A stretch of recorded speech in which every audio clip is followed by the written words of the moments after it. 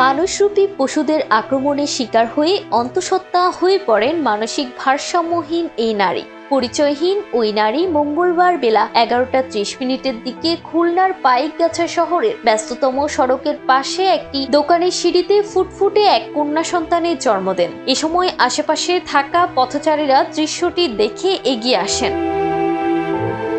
একজন সমাজকর্মী জানান, একটি পাগলি হঠাৎ করে সন্তান প্রসব করেন। আমরা তাৎক্ষণিকভাবে উপস্থিত পথচারীদের সহায়তায় মা ও নবজাতককে পাইকগাছা উপজেলা স্বাস্থ্য কমপ্লেক্সে ভর্তি করি। তারপর ওই নারী ও নবজাতকের চিকিৎসায় এগিয়ে আসেন স্থানীয় এক পল্লী চিকিৎসক। তিনি জানান, মানসিকভাবে বিকারগ্রস্ত ওই নারী ডেলিভারি হওয়ার পর আমরা দ্রুত চিকিৎসার ব্যবস্থা করি। বাচ্চাটিকে খুলনা মেডিকেল কলেজ হাসপাতালে পাঠানো হয়েছে, যাতে শিশু বিশেষজ্ঞের পরামর্শ অনুযায়ী উন্নত চিকিৎসা নিশ্চিত করা যায়।